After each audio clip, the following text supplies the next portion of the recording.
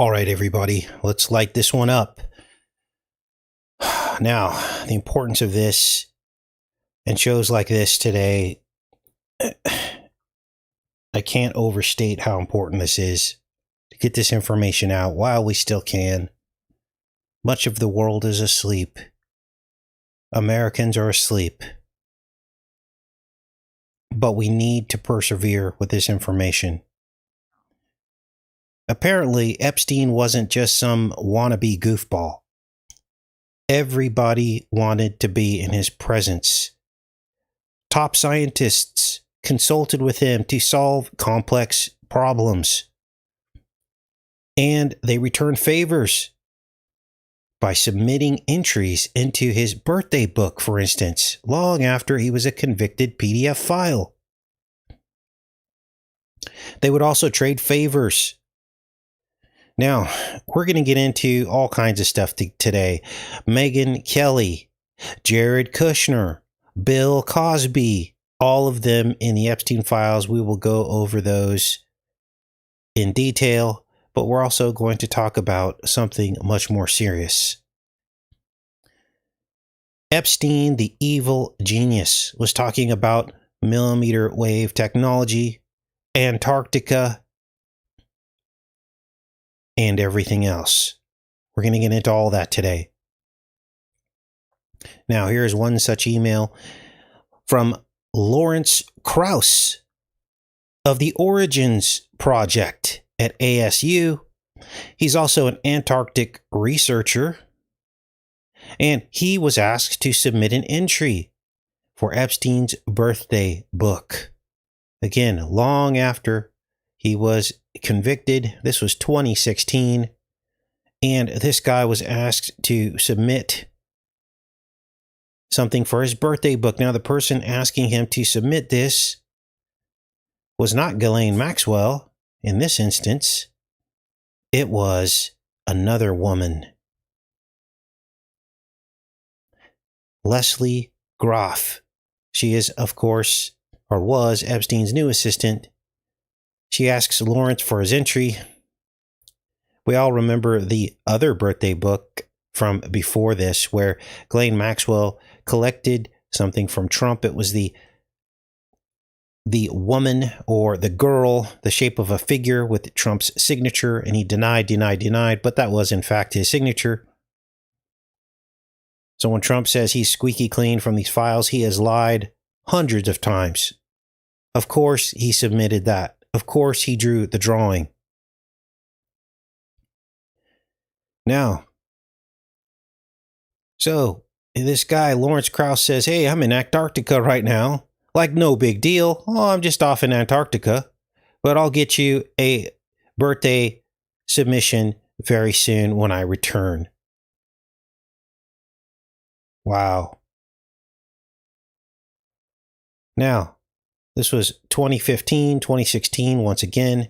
Now, the rabbit hole goes deeper with this Lawrence guy because he was also setting up an Antarctic exploration cruise for Ehud Barak, the former Prime Minister of Israel, and Epstein.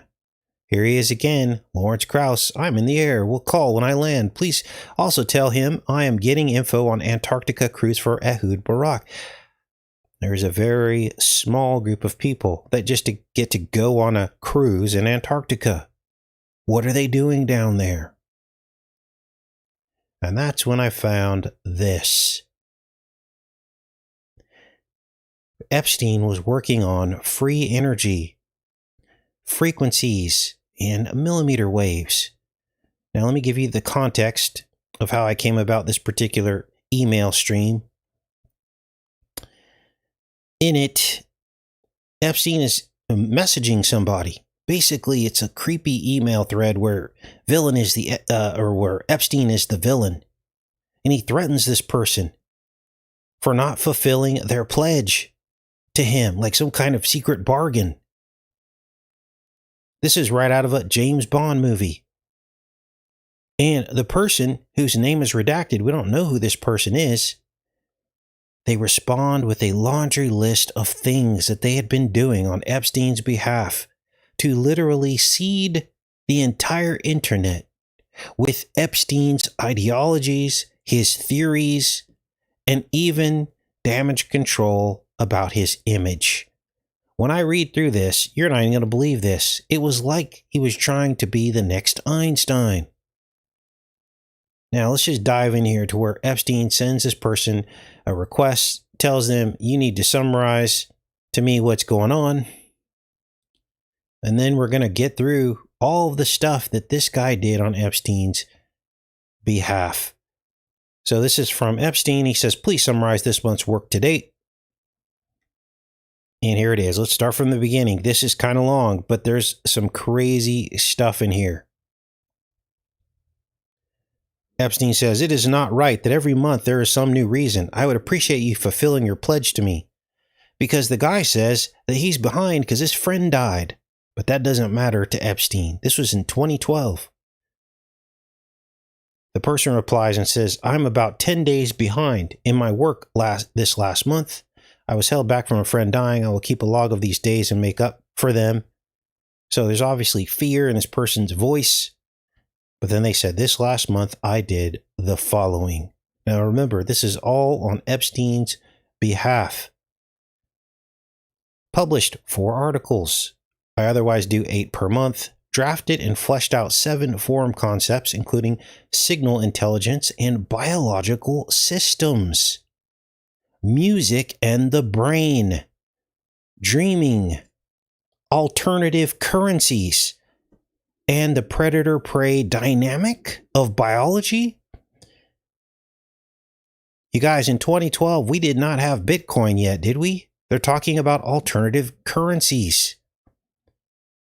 Signal intelligence, biological systems, music and the brain and dreaming.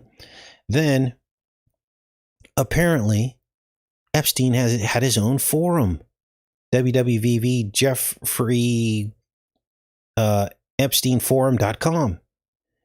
The person then says, I posted your concepts on a host of science blogs and forums.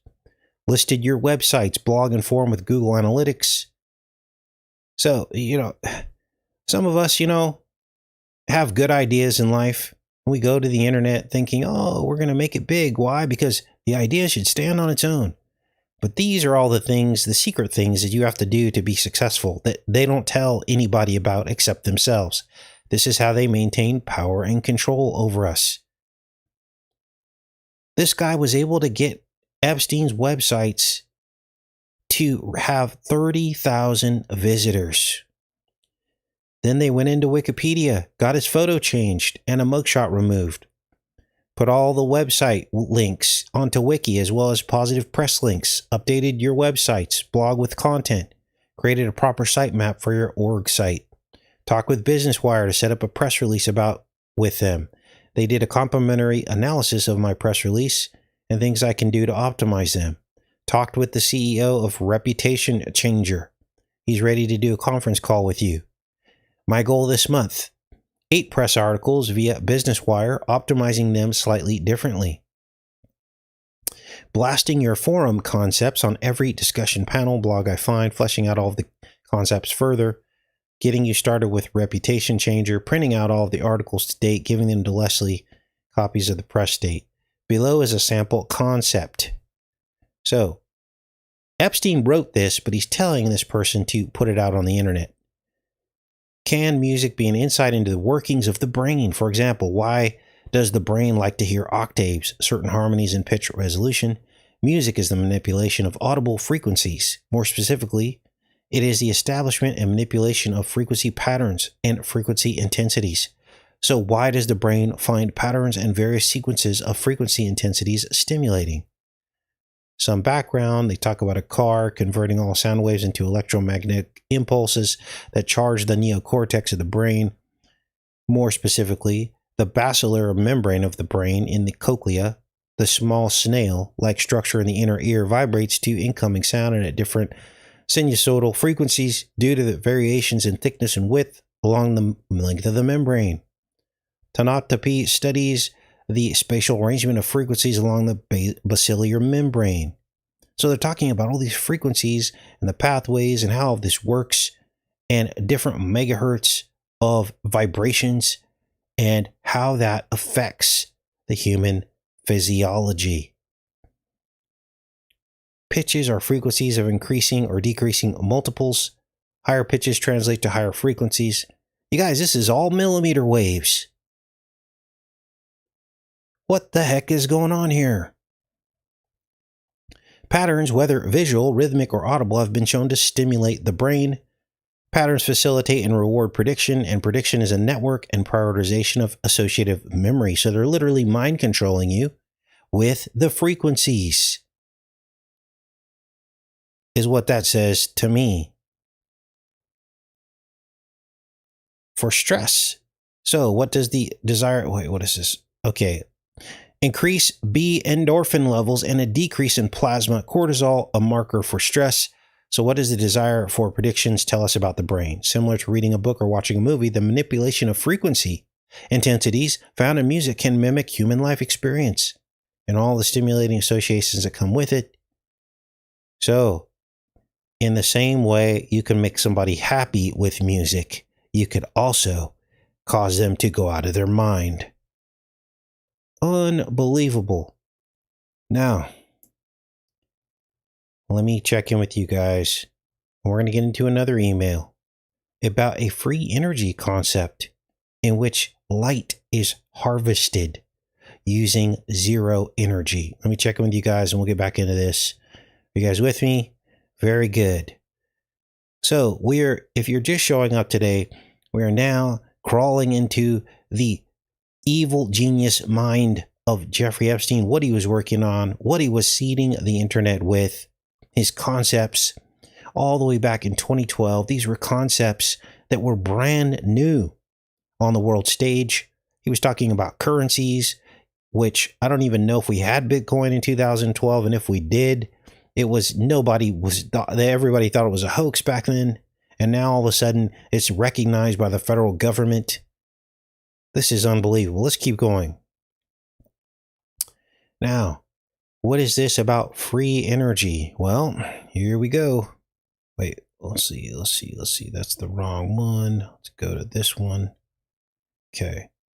Now, in this email exchange, a scientist is asking Epstein for advice on how to solve the problem of a free energy concept that they're working on.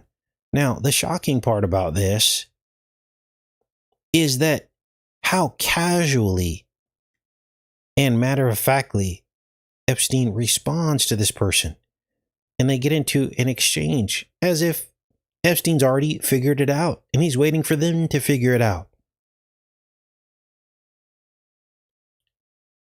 The person says, this is a very hard problem. Do you have any interesting inputs to add here? And Epstein says, photosynthesis seems to work by not needing the particle at all, but the reacting to its wave nature, the light, should be able to be tuned. And not one gap, but many being activated by the same photon. Now, does this sound like a nobody to you? No, this sounds like the devil himself ferreting out technology to those who he deems worthy. And then the person replies, that's true. How many gaps do you think could be activated by one proton? Just curious, do you think that in our lifetimes we will have any energy breakthroughs? So they're going to Epstein for advice. Now let's read about this free energy concept. It's going to sound like a lot of gobbledygook to you because it's very scientific, but I think we should read part of it just to lend some credibility to the level of knowledge that this person that we're told is just some country bumpkin guy with the fake degree. We're told this is how stupid he is, but he actually wasn't stupid at all. Now let's read through some of this. Gosh, where do I start? Golly.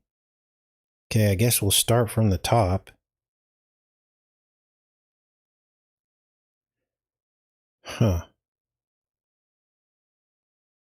Abstract. The quantitative excited energy transfer reaction between cationic porphyrins on an anionic clay surface was successfully achieved. Efficiency reached up to 100% owing to the size matching rules described in the text. It was revealed that the important factors for the efficient energy transfer reaction are 1. Suppression of the self-quenching between adjacent dyes and suppression of the segregated absorption structure of the two kinds. Okay, so needless to say, way over our head, right? Can't even read the article. That's how complex it is. But they go in here and then they start doing more analysis of this. Let's go to the top of this one.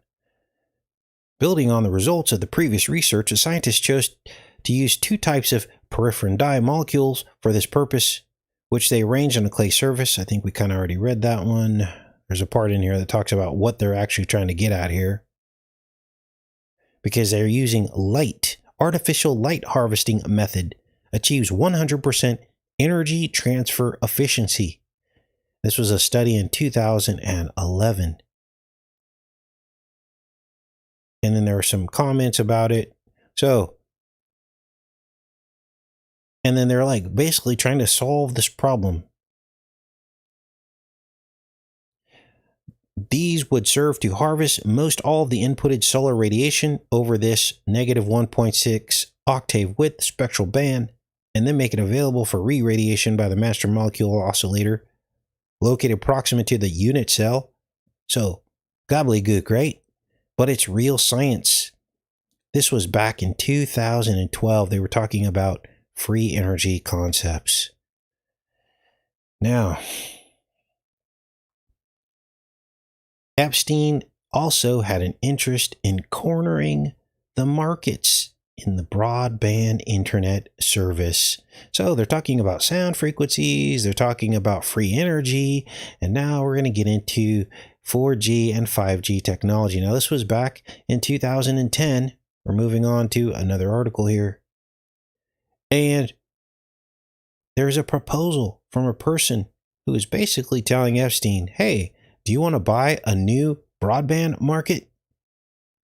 And he's like, okay, what's the deal? The guy says, hi, Jeff, I'm back in San Jose, and their telecom market is exploding with activity in anticipation of the summer frequency auctions. We already have access to a frequency license and are able to roll out the first private national GSMT system well in advance of other international operators who are interested to enter this market. So he got first dibs on this market. He says, I know you aren't interested in Costa Rica, but it's the wealthiest untapped telecom market in the region, and many large international operators will compete in their frequency license auctions this summer. So he was given an inside track before the frequency licenses were even given out. We will install a state-of-the-art Huawei GSMT system that will make us the first mover to capture the high-value government and commercial user market share. I need introductions or leads to telecom funds, individual investors, or stout financial partner for this deal right away. Then they talk about Verizon. This was back in 2010, so I think we were still on 4G technology, maybe even 3G. But I looked up Huawei, and now they have 5G. But they started out with, looks like 4G. Here's Huawei GSM. So, what the heck? This guy had his fingers on everything. Now, what else was going on? Let me check in with you guys. We're going to get into something else called the Hourglass Initiative, which was an NGO. The Hourglass Initiative. Let's take a look. Now, this is stuff that pretty much nobody knew about until now. People say, oh, the Epstein files are a waste of time. No, this shows us how the world actually works. This shows us how the world works. Let's get into this. The Hourglass Initiative. Now, according to this, it was an NGO staffed by Nobel Prize winners. Now, this was before his conviction. I think the date on this was 2009, so this was pre-conviction. But basically, Epstein asks this Dan Dubno, is his name, this guy, for an update on the project. And the guy replies with a summary of the Hourglass Initiative, which involves working with DARPA. They also talk about containing and controlling potentially devastating technology. What? The project aims to use long-range explosives detection technologies, which they call lasers. Let's search the page so you guys can see what I'm reading. Long-range explosives detection technologies, lasers, and various other technology approaches to detect IEDs, concealed weapons, and suicide bombs using passive millimeter waves. There's your 5G technology. This was back in 2009, before anybody even knew about a 5G technology millimeter wave. And what the heck is a passive millimeter wave anyway? Passive sounds like hidden, like a millimeter weapon. So, not only was he buying up the internet, he was working on passive millimeter wave tech, 5G, for military purposes. There was also a backscatter radar and various handheld devices. So this is what I had on Epstein: free energy, frequencies, millimeter waves, and other projects he was working on. Now, let's check in with you guys, and we're going to get into Bill Cosby. Let's take a look. Because one of you guys asked me to look at Bill Cosby. And yes, he is in the files. Now, I'm going to try to take you through how all this went down. Because there's pre-Bill Cosby conviction, and then there's post-Bill Cosby conviction. You guys, please thumbs up the video this morning. I know I rarely ask you to do that anymore, but really there needs to be thousands of people watching this on a Sunday morning, because this is very, very serious stuff. And I spent a lot of time putting this together. So please thumbs up the video, get the word out, maybe share it on X or something. And if all of you can get one other person to watch, then we'll double the number of people in here, right? Let's get into Bill Cosby. Then we're going to get into Megyn Kelly. Then we're going to get into Jared Kushner. All of them are implicated in the Epstein files. Here we go.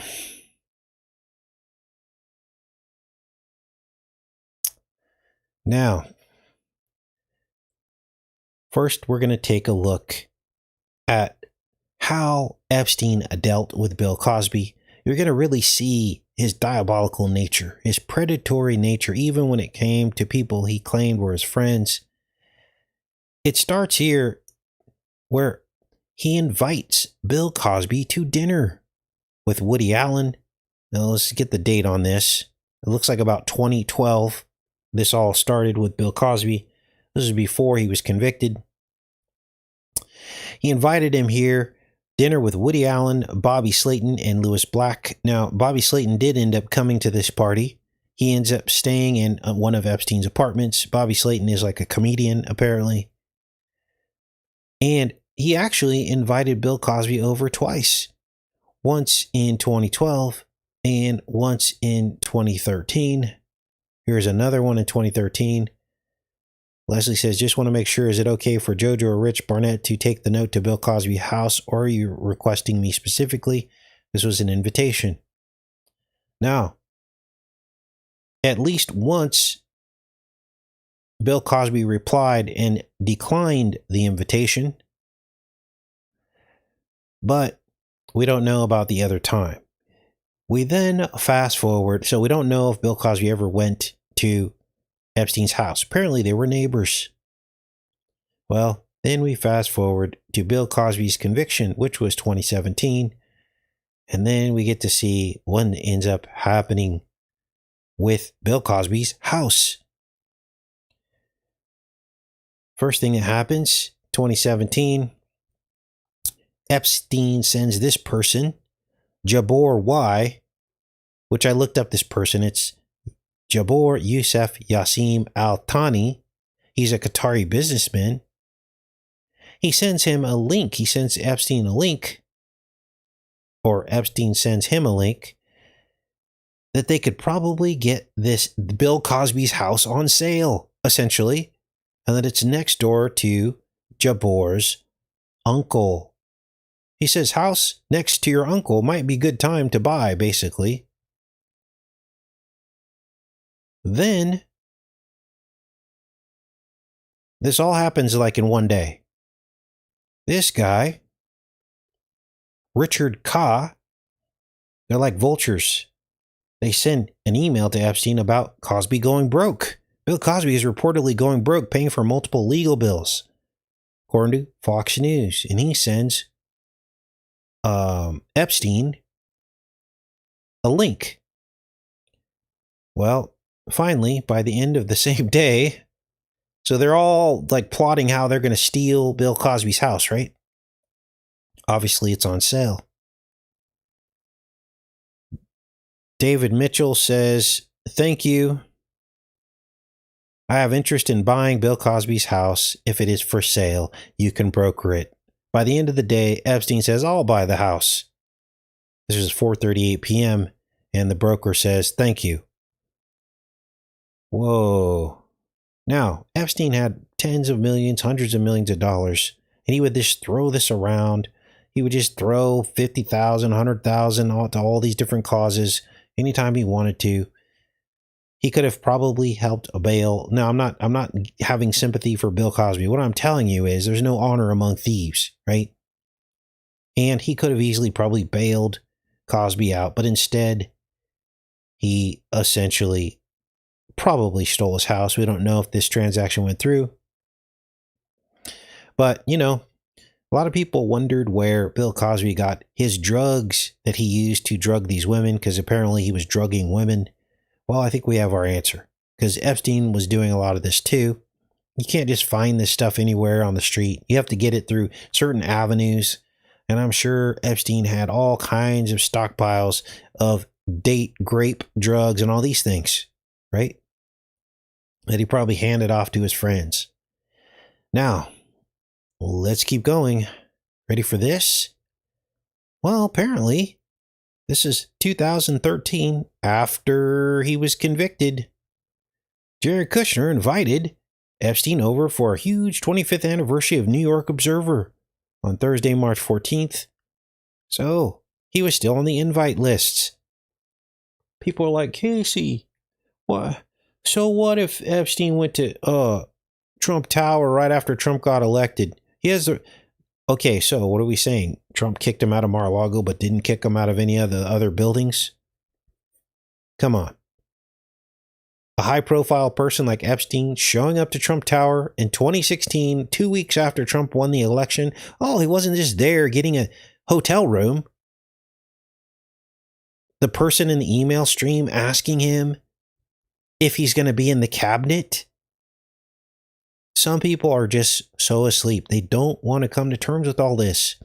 And the fact now that all of these people, about half of Trump's cabinet now, Dr. Oz, Lutnick, all the tech oligarchs, and countless other people in Trump's cabinet were in contact with Epstein after he was a convicted PDF file. Never, ever, ever forget that fact. It's not just one person in Trump's cabinet. It's a half a dozen to a dozen.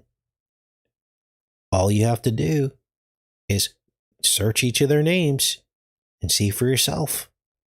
And see how they were hanging out with Epstein after he was already convicted. How did they magically end up in Trump's cabinet? Well, some people will still be in denial. Now let's get into Megyn Kelly. You ready for this? Epstein had so much power that he actually may have negotiated Megyn Kelly's deal to leave NBC in 2018. Here's Jeffrey Epstein. He sends this to Kathy Rumler. Are you going to do the Megyn Kelly negotiation? Oh, so this is from Epstein to Kathy. So Kathy was the one that was going to do the negotiation with Megyn Kelly. Now, how do I know it's the negotiation about her leaving NBC? Well, look at the date here, October 2018. And here's where Megyn Kelly leaves NBC in 2018, right around the same date. This was dated January 11th, 2019, so just a few months after this email. Why would Kathy Rumler be negotiating Megyn Kelly's? These are questions that Megyn Kelly needs to answer. Whoa, this is crazy. Now, remember Robert Kraft? Let's change the channel here. Remember Robert Kraft, the CEO of the Patriots, or the owner of the Patriots, I guess. He was caught at Orchid Massage. Well, Epstein had intel on him as well. What the heck? Robert Kraft. So here's an iMessage email stream. And then they share the link of Robert Kraft being caught at Orchid Massage. And at this point, here's the link right here. It's hard to kind of tell who's sending what to who. But at some point, sender, Jack, I don't know who Jack is, but they say, Kraft, too many people advising him, but after a call, he called back. Then it says, let's see, sender, self. So this is from Epstein. He says, you need to know about a past issue with Kraft that may come to light. So there's some kind of past issue with Kraft. Wow, this is crazy. Now, you ready for this? Let me check in with you guys. We're going to get into Liv Schreiber, who was dating Ghislaine Maxwell back in 2001 in a creepy email about the World Trade Center. That's what we're going to talk about next. Now, let me check in with you guys and see if you guys have any questions before we get into that and start to finish up the show today. Clinton is about to take deposition over the files. Sure, nothing will come out of that. All these people are implicated. Bondi was a pageant girl in the past, says Christy Cherry. Wow. Huh. Now, this next email between Ghislaine Maxwell and Liv Schreiber sounds like they were dating. We also hear about when she learned how to fly a helicopter. Let's get into it. Let's see here. Where's this at? All right, here it is. So, now this is crazy. This is a few days after Blind 11. Let's see. Let's go down to the bottom. Here. September 17th, 2001. And Ghislaine Maxwell is sending out some cryptic image. And we can't see the image. I looked for it in the files. It's either been redacted or removed. And all the people, or most of the people that she sends this image to, are redacted. What is the image? It says the new World Trade Center building. This was just a few days after 9/11. But we can't see the image. And she's sending this to people. And Liv Schreiber gets the message. And he says to her, let's find the right thing here. Hold on, let's back up. Let's see here. Okay. Okay. He says, how are you, or something like that. I don't have that one pulled up, but he does reply to her. Oh, here it is. How are you? And she replies, pre-Tuesday life was just wonderful. She's talking about on 9/11. Post-Tuesday life, it is still wonderful but sad. Since I last saw you, I renovated a townhouse, which I just moved into 2 months ago. I have a new management consultancy business. This is Glenn Maxwell speaking, which is fun and was doing well. I have been to a flight school, not for Boeing, but for helicopters, on how to crash your helicopter and survive. It is known as Helicopter Army Boot Camp. That lasted 1 week, and I felt like a year. Having survived that course, hating it at the time, I look back now and think I really enjoyed it and would do it again. I've spent time in Tangier, which I don't recommend. Okay, well, there we have some of the highlights. I'd love to get together for a drink when I am back in New York. I'll send you an email when I am back. I hope all is well with you and that your life and career are flourishing. So there's a connection to Liv Schreiber. Whoa. And what was this image of the world? It's called the New World Trade Center building. What was the image? Now, related to this, most of the people who replied about her New World Trade Center building image were redacted, but this particular woman was not. And I was able to find out who this person is, Randall Scarbo, because Ghislaine Maxwell sent her an email saying, I hope you are still not thinking of going to Afghanistan. Now, I don't remember the timeline of when we said we were going to Afghanistan after 9/11, but this is only a week. This is a week after the towers fell down. How did Ghislaine Maxwell know about Afghanistan? Now, I had to look this woman up. Here she is. This is some of her work. Randall Scarbo. It's actually a woman. And she did Diary of an Afghan Woman. So that's who this woman is, Scarbo. See if we can see here. Here she is here. How do you know? How do these people know so many people? And the people respected them. It's not like they were creeping around and trying to scare up, friends. They were literally connected. They were running everything. Now, tomorrow, a creepy Dr. Bishop right out of the Fringe TV series. Why are we going to talk about him in the Epstein files? Well, he talked about hiding the identity of cloned children. Literally birthing in children with no identity. He also had a Ukrainian biolab where he was running DNA experiments for Epstein. Yes, the biolabs were real, at least in one instance. We're going to talk about all that tomorrow. Unbelievable. Okay, I'm back in the chat, you guys.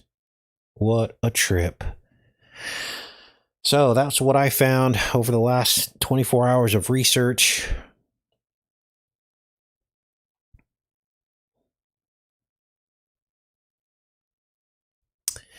Yes, the Lady of Nine Lives. Now, if you hadn't heard already, apparently there was a recent video deposition by Ghislaine Maxwell, and nobody believes that it's really her. Some people had compared the noses from previous images of Ghislaine Maxwell. The lady looks nothing like her. She even looks like she's wearing a Ghislaine Maxwell wig. Because think about it. In prison, her hair grew out to almost just past the ear length, maybe shoulder length. But then all of a sudden for her deposition, they gave her the same haircut that we all remember seeing, the short haircut. No, they put a wig on her. So, is she really alive still? Is she really in prison? Wow. All right, do you guys have any questions? Yeah, the lady looks Filipino. It definitely ain't Ghislaine Maxwell. Why would she go back to a previous haircut from 20 years ago? It doesn't make any sense. All right. Yeah, no gray hair. Now, she is in a new prison where they do allow hair coloring. I know I had to look that up at some point a couple months ago. I looked that up. So they do allow hair coloring.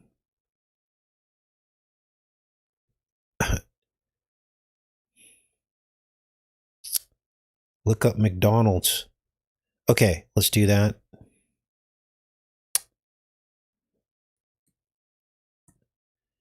Okay, wait. I don't even know how to spell it. Is it McDonald's? All right. Well, okay, let's go to the well. See, the problem with the searches is if it's not just one or two pages, there's so much to go through. Let's see here. A lot of stuff is unrelated. They really swamped, pun intended, they really swamped the files with repeats and copies. And it's so hard to go through the files because there's so many copies of everything and unrelated things to the search that you do. Yeah, I'm gonna have to research McDonald's and what exactly you guys want me to look for, because I don't think we're gonna find it here live on the show today. All right.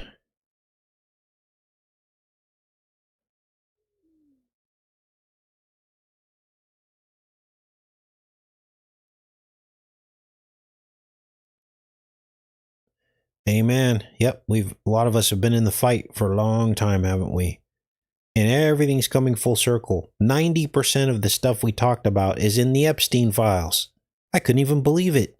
There's almost so much that it's almost too much.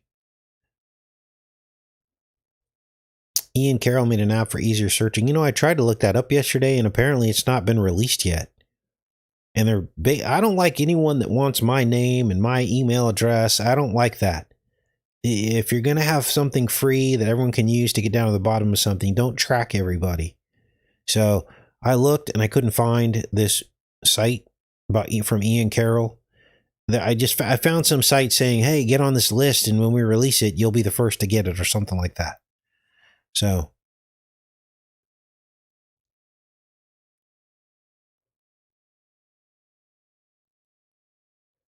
I think what we showed today was pretty damaging. It showed the inner workings of everything that Epstein was working on, how connected he was. So he was New York. He was like the Duke of New York. Amen. Praise the name of the Lord God Almighty, Jesus Christ. We know who wins, but unfortunately, a lot of people are going down the wrong road, following Trump as some kind of messianic figure that can only end one way. And we all know.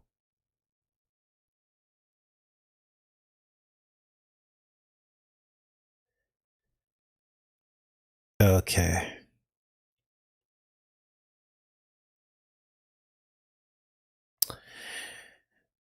Well, a quick Boots update. Gosh, he's the cutest cat ever. So he comes up to the sliding glass door every morning, and while I'm putting more logs on the fire, I give him his treats, and then I hang his little cat toy on the back of the chair, and he like hits it like a couple times. It's so funny. It's like he's doing like a 5-minute workout, and then he just quits, and then he's bored with it. He hits it like 10 times, chases it around on the string, and then he's just done. Then he eats his treats, and then he starts sniffing around the house. By that time, I've already had my coffee and put a log on the fire. And then if I close the sliding glass door, he starts meowing uncontrollably, like angry, and then he starts freaking out. I'm like, apparently he's been closed in somewhere in his previous life, and it freaks him out. So I leave it cracked, even though the cold air is coming in. I figure if I'm making a fire, no big deal, right? So then he goes out. Then he sits in the rocking chair in the mornings in a little ball and pretty much watches everything. I did see the armadillo again, broad daylight. I don't know if this armadillo has rabies or something, because normally the armadillos only come out at night. So this armadillo just roots around in the yard. And I just leave them be, you know. It's a big armadillo, those things twice the size of boots. So that's a little update on everything that's going on over here.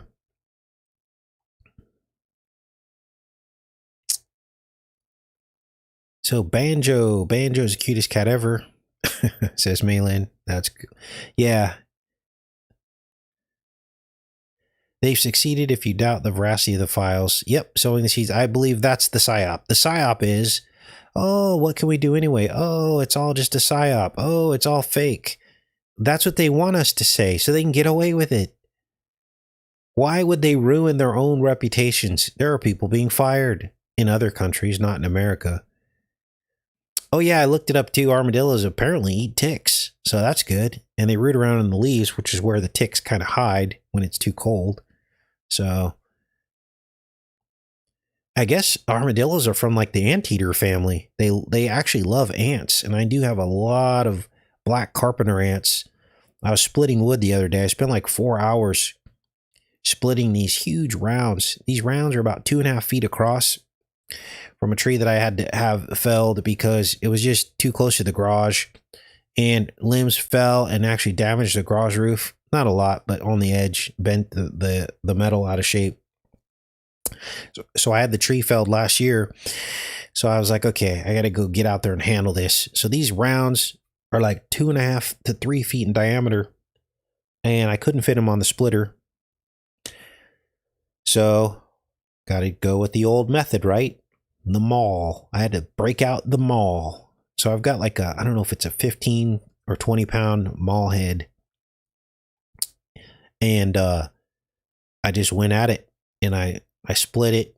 Now these rounds are so heavy that even after you split it in half, you still can't pick it up. It's that heavy. So I had to split it in quarters and then load them up onto the splitter.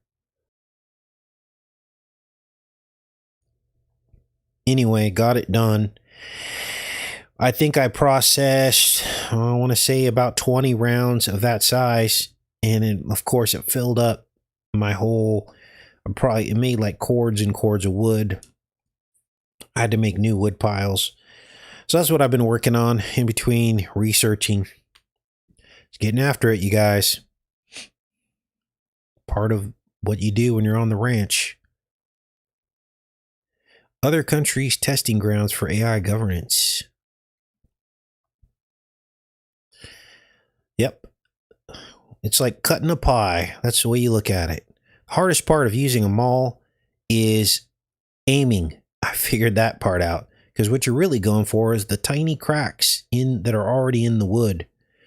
Oh, why did I even bring that up? Oh, because I would split open these massive, 200, 250 pound rounds, and inside, the carpenter ants had gone in through the cracks and made entire colonies, like thousands of carpenter ants. These ants are pretty big. They're big black ants, about the size. They're about 1/4 inch long.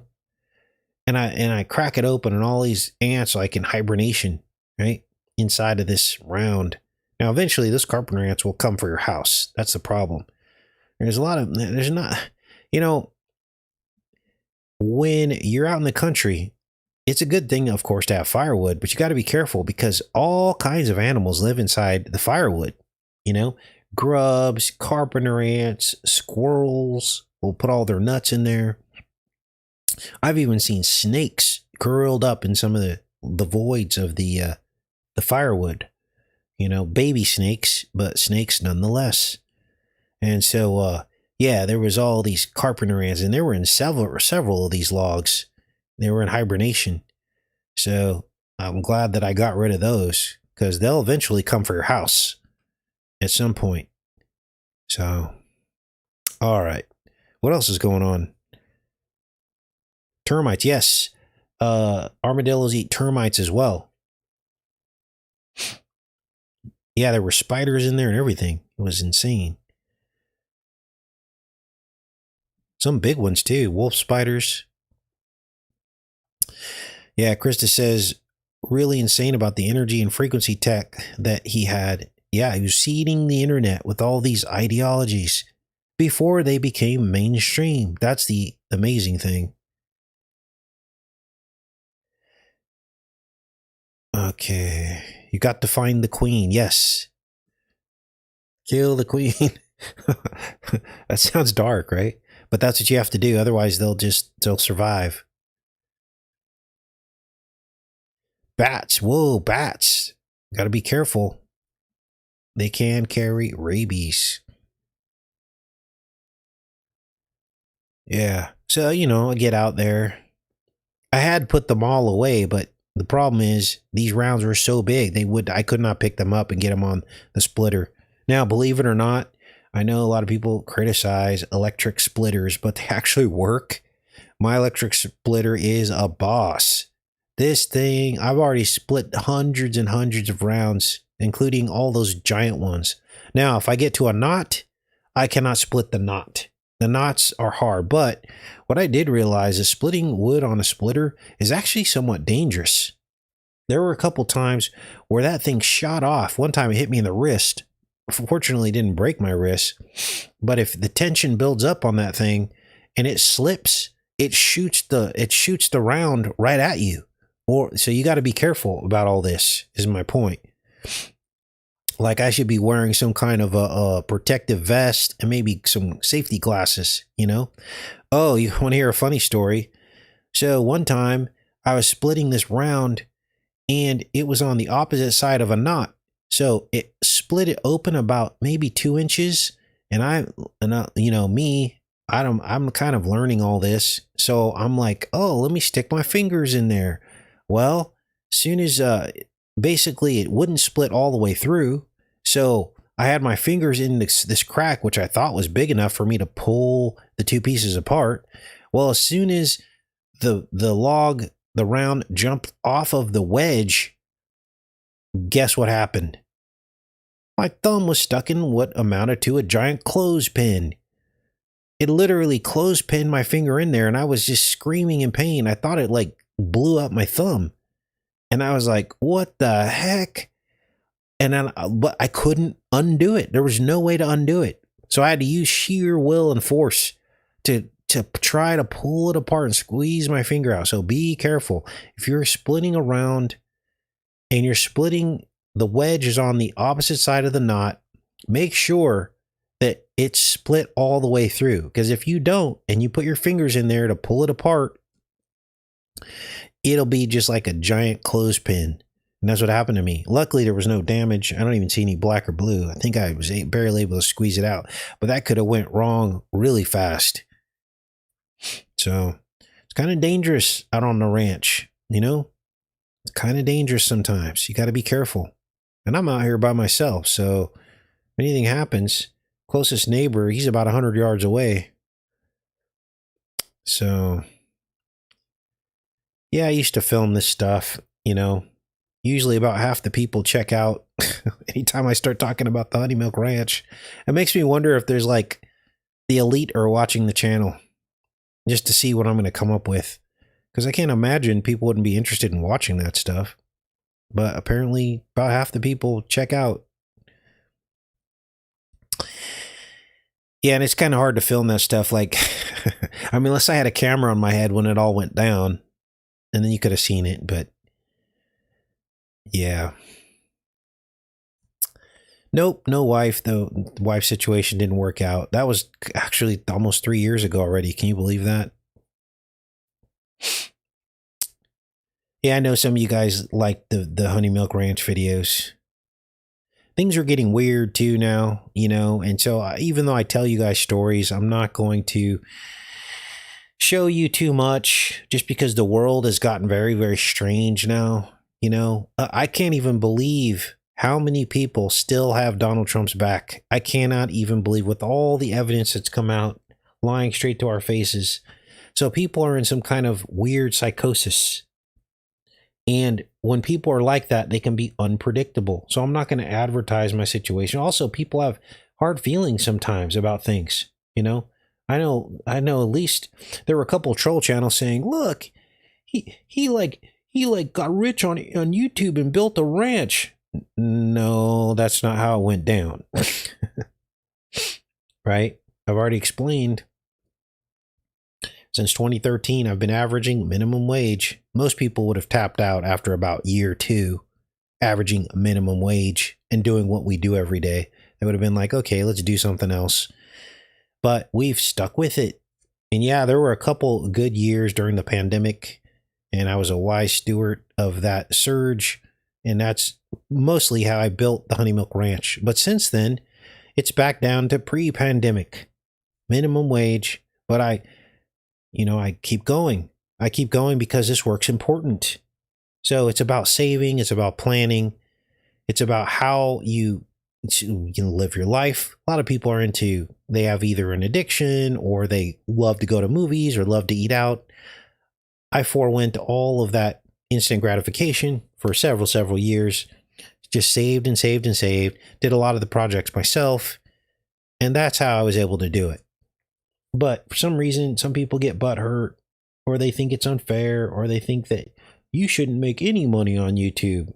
Okay. Well, if I wasn't making any money on YouTube, you probably see a video from me probably once every 2 weeks. So it's their 401ks that they love about Donald Trump. Yep, exactly. I think you're absolutely right. The stock market. I think you're right.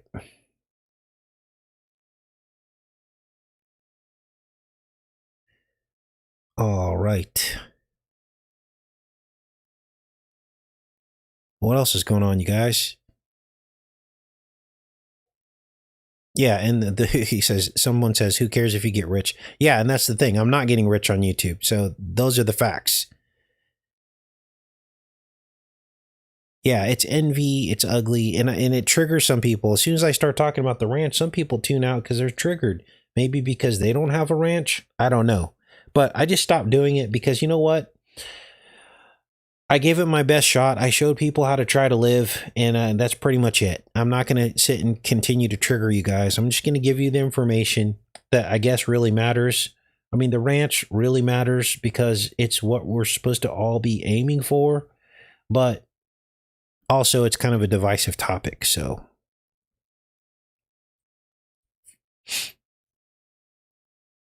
Yeah, it's all just temporary anyways, But when these last days roll around, you just don't want to really be in a big city. And we're going to have to weather a storm for a period of time. Could be a year, could be 2 years, could be 7 years. And you don't want to be around a horde of zombies who are all mad because their gas is $10 a gallon and their taxes are 50% of their income, and the police state and the artificial intelligence surveillance state has cracked down on them. You guys, it's already gotten bad. I watched my mom's neighborhood in Stockton go from an upper middle class neighborhood to a place where your car will be broken into within a 6-month period of time. It's just a matter of time if you leave it on the street.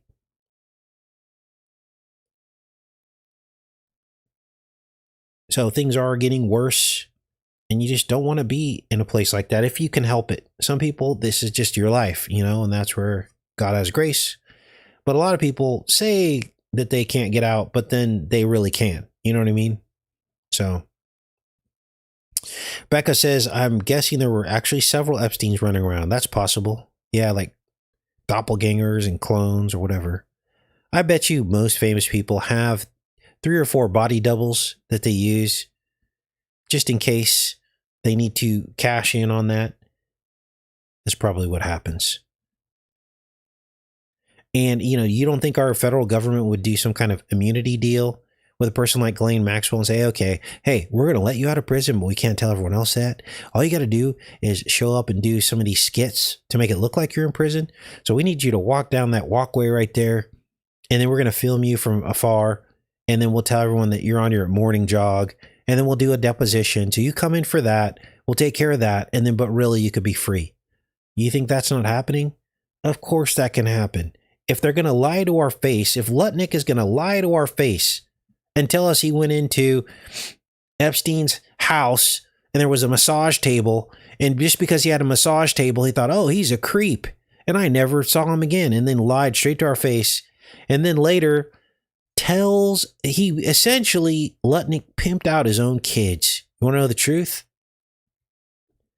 Why would Lutnick tell Epstein, I'm bringing 4 children, and give their ages to Epstein, a known PDF file on his island with his wife? Why would he do that? Why would you give the ages of your children knowing that Epstein likes children of those ages? That's creepy. That's creepy. He lied straight to our face. Trump lied straight to our face. Oh, it's a Democrat hoax.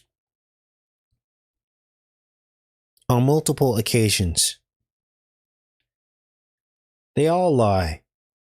So, we don't think they're going to lie about what happened to Ghislaine Maxwell? Of course they might lie about something like that. I just can't get over people who say, well, you don't like Trump? No, they lie. Are you going to take a person who lies at their word? Of course not. What if you found out I was a Buddhist? Would you ever tune into another show ever again? Casey's secretly a Buddhist. This is all just a show. No, of course not. And I wouldn't expect you to. But for some reason, when these people lie straight to our faces about things that are a lot more serious, we just keep following them and believing in them and then attack people like me who are trying to expose it. It makes absolutely no sense at all. Absolutely no. Yes, it's like they were all worshiping Epstein. Why else would you risk your entire career? Why else would you risk your reputation to stay in contact with this person unless you worshiped him? There's something else going on here, you guys. We are going to get to the bottom of it. We will get to the bottom of it. All right.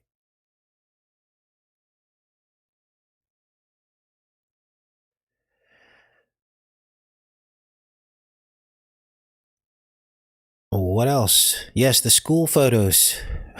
Unbelievable. Now, was it Epstein directly that was funding Life Touch?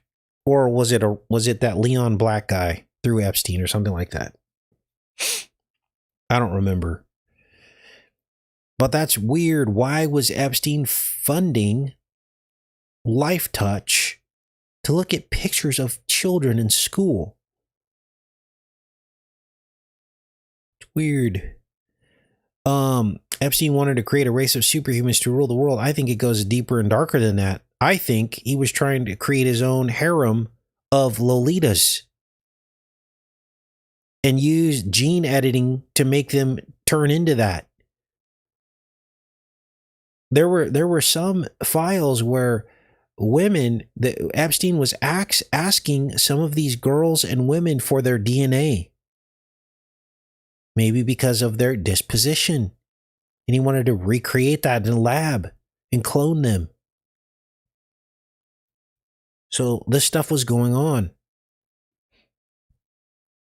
We're going to get into some of that tomorrow because this creepy Dr. Bishop guy, he's literally right out of the Fringe TV series, you guys. Same name, Dr. Bishop.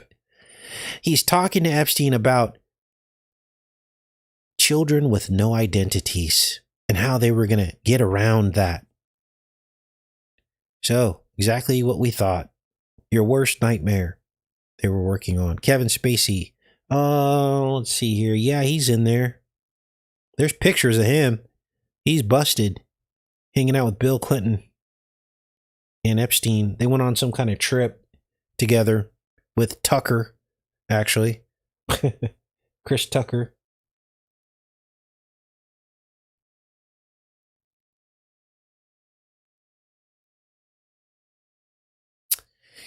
All right, you guys, I'm going to let you get back to your weekend, family and friends. We'll be back tomorrow bright and early. I love each and every one of you. Have a great rest of your day, everybody. Much love.